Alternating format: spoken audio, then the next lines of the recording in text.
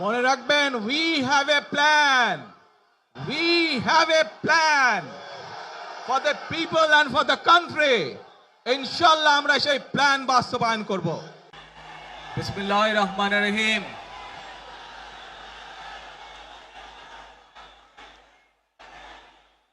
প্রিয় বাংলাদেশ,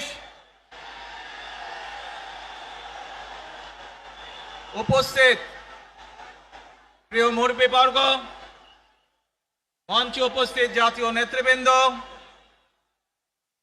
আমার সামনে উপস্থিত প্রিয় ভাই ও বোনেরা এবং মিডিয়ার মাধ্যমে সমগ্র বাংলাদেশ থেকে যারা দেখছেন এই অনুষ্ঠান, প্রিয় ভাই বোনেরা, প্রিয় মা বোনেরা, আসসালামু আলাইকুম। প্রিয় ভাই বোনেরা, আজ প্রথমেই আমি রাব্বুল আলামিনের দরবারে হাজারো লক্ষ কোটি শুকরিয়া জানাতে চাই। রাব্বুল আলামিনের অশেষ রহমতে আজ আমি আমার প্রিয় মাতৃভূমিতে ফিরে আসতে পেরেছি আপনাদের দোয়ায়। আপনাদের মাঝে প্রিয় ভাই বোনেরা,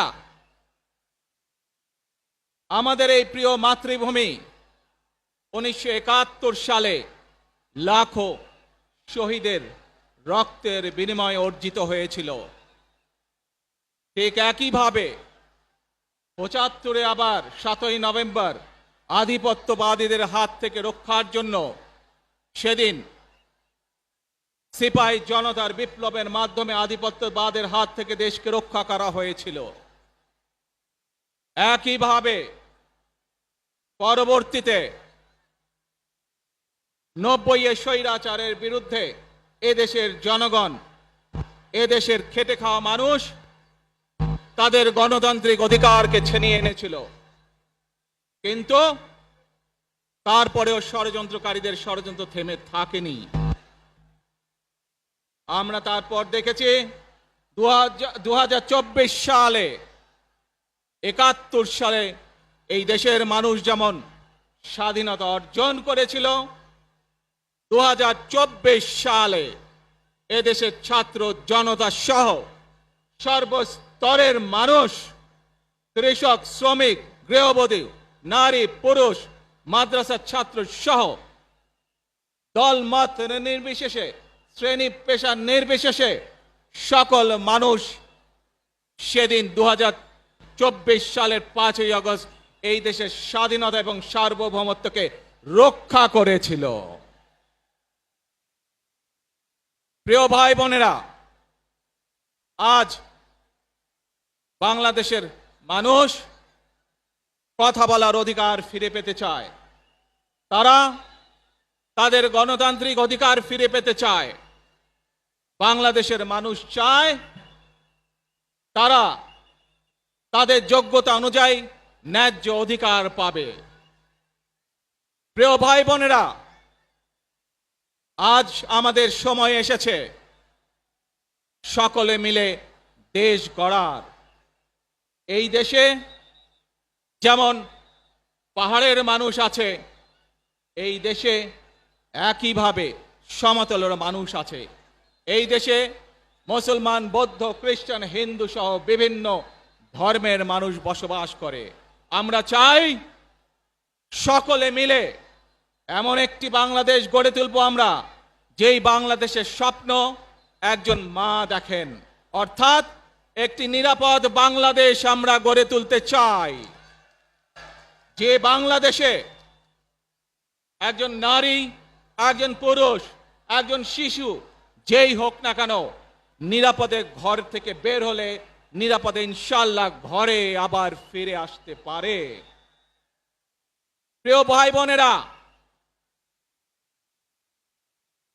এই দেশের জনসংখ্যার অর্ধেক নারী, 4 কোটিরও বেশি তরুণ প্রজন্মের সদস্য, 5 কোটির মতন শিশু, 40 লক্ষের মতন প্রতিবন্ধী মানুষ রয়েছেন, কয়েক কোটি কৃষক শ্রমিক রয়েছেন। এই মানুষগুলোর একটি প্রত্যাশা আছে এই রাষ্ট্রের কাছে, এই মানুষগুলোর একটি আকাঙ্ক্ষা আছে এই দেশের কাছে। আজ আমরা সকলে যদি ঐক্যবদ্ধ হই, আজ আমরা যদি সকলে প্রতিজ্ঞাবদ্ধ হই, তাহলে আমরা এই লক্ষ কোটি মানুষের সেই প্রত্যাশাগুলো পূরণ করতে পারি ইনশাআল্লাহ। প্রিয় ভাই বোনেরা, ৭১ সালে আমাদের শহীদরা নিজের জীবন উৎসর্গ করেছিলেন এই রকম একটি বাংলাদেশ গঠনের জন্য। বিগত 15 বছর স্বৈরাচারের বিরুদ্ধে শত শত হাজারো গুম খুনের শিকার হয়েছে শুধু রাজনৈতিক দলের সদস্য নয়, নিরীহ মানুষের প্রতিবাদ করতে গিয়ে অত্যাচার নির্যাতনের শিকার হয়েছে, জীবন দিয়েছে। 2024 সাল মাত্র সেদিনের ঘটনা। কিভাবে আমরা দেখেছি আমাদের তরুণ প্রজন্মের সদস্যরা কিভাবে নিজের জীবন উৎসর্গ করেছে দেশের এই স্বাধীনতা এবং সার্বভৌমত্বকে রক্ষা করার জন্য।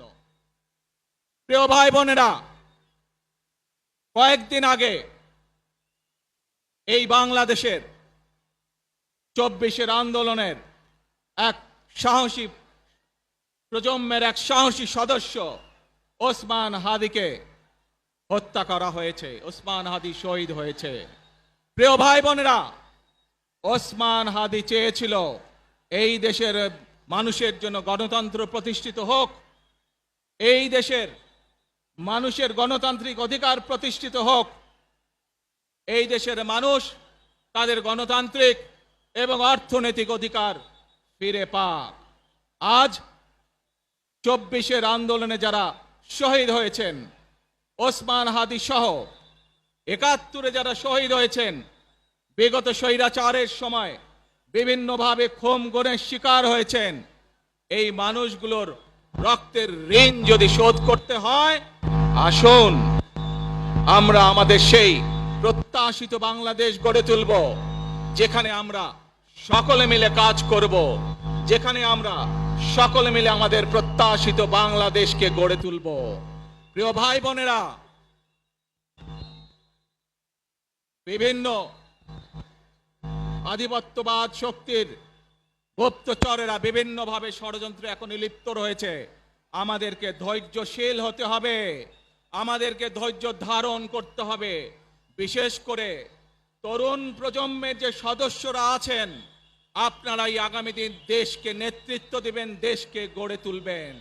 এই দায়িত্ব তরুণ প্রজন্মের সদস্যদেরকে আজ গ্রহণ করতে হবে, যাতে করে এই দেশকে আমরা সুন্দরভাবে গড়ে তুলতে পারি। শক্ত ভিত্তির উপরে গণতান্ত্রিক ভিত্তি, শক্তিশালী অর্থনৈতিক ভিত্তির উপরে যাতে এই দেশকে আমরা গড়ে তুলতে পারি। প্রিয় ভাই বোনেরা, আমার সাথে আজকে মঞ্চে এখানে বহু জাতীয় নেতৃবৃন্দ বসে আছেন। আসুন আজকে আমরা দুহাত তুলে আল্লাহর দরবারে দোয়া করে আল্লাহর রহমত আমরা চাই। যে সকল জাতীয় নেতৃবৃন্দ এই মঞ্চে আছেন, মঞ্চের বাইরে যে সকল জাতীয় আরো নেতৃবৃন্দ আছেন, আমরা সকলে মিলে এই দেশকে নেতৃত্ব দিয়ে আমাদের বাংলাদেশের জনগণের প্রত্যাশিত সেই বাংলাদেশকে আমরা গড়ে তুলতে চাই। আমাদেরকে যে কোনো মূল্যে আমাদেরকে এই দেশের শান্তি শৃঙ্খলা রক্ষা করতে হবে। যে কোনো উস্কানির মুখে আমাদেরকে ধীর শান্ত থাকতে হবে। প্রিয় ভাই বোনেরা, আমরা দেশের শান্তি চাই, আমরা দেশের শান্তি চাই, আমরা দেশের শান্তি চাই। প্রিয় ভাই বোনেরা, মার্টিন লুথার কিং নাম শুনেছেন না আপনারা? নাম শুনেছেন তো আপনারা? মার্টিন লুথার কিং, তার একটি বিখ্যাত ডায়লগ আছে, আই হ্যাভ এ ড্রিম। আজ এই বাংলাদেশের মাটিতে দাঁড়িয়ে আপনাদের সকলের সামনে আমি বলতে চাই, বাংলাদেশ জাতীয়তাবাদী দলের একজন সদস্য হিসাবে আপনাদের সামনে আমি বলতে চাই, I have a plan for the people of my country for my country. আজ এই পরিকল্পনা দেশের মানুষের স্বার্থে, দেশের উন্নয়নের জন্য, দেশের মানুষের ভাগ্যের পরিবর্তনের জন্য যদি সেই প্ল্যান, সেই কার্যক্রম, সেই পরিকল্পনাকে বাস্তবায়ন করতে হয়, প্রিয় ভাই বোনেরা, এই জনসমুদ্রে যত মানুষ উপস্থিত আছেন, এই সারা বাংলাদেশে গণতন্ত্রের শক্তি যত মানুষ উপস্থিত আছেন, প্রত্যেকটি মানুষের সহযোগিতা আমার লাগবে। প্রত্যেকটি মানুষের সহযোগিতা আমাদের লাগবে। আপনারা যদি আমাদের পাশে থাকেন, আপনারা যদি আমাদেরকে সহযোগিতা করেন, ইনশাআল্লাহ আমরা আই হ্যাভ এ প্ল্যান বাস্তবায়ন করতে সক্ষম হব। আসুন আমরা আল্লাহ রব্বুল আলামিনের দরবারে হাত তুলে প্রার্থনা করি, আমরা যেন, হে রব্বুল আলামিন, হে একমাত্র মালিক, হে একমাত্র পরওয়ারদিগার, হে একমাত্র রহমত দানকারী, হে একমাত্র সাহায্যকারী, আজ আপনি যদি আমাদেরকে রহমত দেন, তাহলে আমরা এই দেশের মানুষ কঠোর পরিশ্রম করার মাধ্যমে আমাদের প্রত্যাশিত বাংলাদেশকে গড়ে তুলতে পারবো।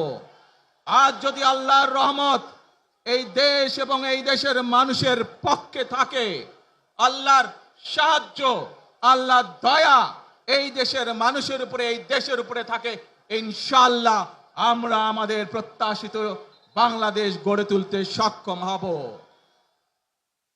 প্রিয় ভাই বোনেরা, আজ আসুন আমরা সকলে মিলে প্রতিজ্ঞা করি, আমরা সকলে মিলে প্রতিজ্ঞা করি যে ইনশাআল্লাহ আগামী দিনে দেশ পরিচালনার দায়িত্বে যারা আসবে, আমরা সকলে নবী করিম সাল্লাল্লাহু আলাইহি সাল্লামের যে ন্যায়পরায়ণতা, সেই ন্যায়পরায়ণতার আলোকে আমরা দেশ পরিচালনার সর্বোচ্চ চেষ্টা করব। প্রিয় ভাই বোনেরা, আজ আপনারা জানেন এখান থেকে আমি আমার মা দেশনেত্রী খালেদা জিয়ার কাছে যাব। একটি মানুষ, যে মানুষটি এই দেশের মাটি, এই দেশের মানুষকে নিজের জীবনের থেকেও বেশি ভালোবেসেছেন, তার সাথে কি হয়েছে আপনারা প্রত্যেকটি মানুষ সে সম্পর্কে অবগত আছেন। সন্তান হিসাবে আপনাদের কাছে আমি চাইবো, আজ আল্লাহর দরবারে আপনারা দোয়া করবেন যাতে আল্লাহ ওনাকে তৌফিক দেন, উনি যাতে সুস্থ হতে পারেন। প্রিয় ভাই বোনরা, সন্তান হিসাবে আমার মন আমার মায়ের বিছানার পাশে পড়ে আছে সেই হাসপাতালের ঘরে, কিন্তু সেই মানুষটি যাদের জন্য জীবনকে উৎসর্গ করেছে, অর্থাৎ আপনারা এই মানুষগুলোকে, যাদের জন্য দেশনেত্রী খালেদা জিয়া জীবন উৎসর্গ করেছেন, নিজের জীবন, সেই মানুষগুলোকে আমি কোনোভাবেই ফেলে যেতে পারি না। এবং সেজন্যই আজ হাসপাতালে যাবার আগে আপনাদের প্রতি সহ টেলিভিশনগুলোর মাধ্যমে যারা সমগ্র বাংলাদেশে আমাকে দেখছেন, আপনাদের সকলের কাছে কৃতজ্ঞতা প্রকাশ করার জন্য আজ আমি এখানে দাঁড়িয়েছি আপনাদের সামনে। প্রিয় ভাই বোনেরা, আসুন আমাদেরকে আজকে নিশ্চিত করতে হবে, আমরা যে ধর্মের মানুষ হই, আমরা যে শ্রেণীর মানুষ হই, আমরা যে দলেরই রাজনৈতিক দলের সদস্য হই অথবা একজন নির্দলীয় ব্যক্তি হই, আমাদেরকে নিশ্চিত করতে হবে যে কোনো মূল্যে আমরা আমাদের এই দেশের শান্তি শৃঙ্খলাকে ধরে রাখতে হবে। যে কোনো মূল্যে যে কোনো বিশৃঙ্খলাকে পরিত্যাগ করতে হবে। যে কোনো মূল্যে আমাদেরকে নিশ্চিত করতে হবে যাতে মানুষ নিরাপদ থাকতে পারে। শিশু হোক, নারী হোক, পুরুষ হোক, যে কোনো বয়স, যে কোনো শ্রেণী, যে কোনো পেশা, যে কোনো ধর্মের মানুষ যেন নিরাপদ থাকে, এই হোক আমাদের চাওয়া আজকে। প্রিয় ভাই বোনেরা, আসুন, প্রিয় ভাই বোনেরা, সবাই মিলে আজ আমরা প্রতিজ্ঞাবদ্ধ হই, সবাই মিলে করব কাজ। কে জোরে আরো, সবাই মিলে করব কাজ, কর্মমোদের বাংলাদেশ। ইনশাআল্লাহ আপনাদের সকলের কাছে দোয়া আছে, আবারও সকলকে যে কোনো মূল্যে দেশে শান্তি শৃঙ্খলা রক্ষার আহ্বান জানিয়ে যে কোনো বিশৃঙ্খলাকে পরিহার করে ধৈর্যের সাথে মোকাবেলা করার আহ্বান জানিয়ে আমার বক্তব্য শেষ করছি। আবারও আপনাদের কাছে কৃতজ্ঞতা প্রকাশ করছি আজকে আমাকে এইভাবে বরণ করে নেওয়ার জন্য। আল্লাহ হাফেজ। বাংলাদেশ জিন্দাবাদ, বাংলাদেশ জাতীয়তাবাদী দল জিন্দাবাদ। ইসলাম।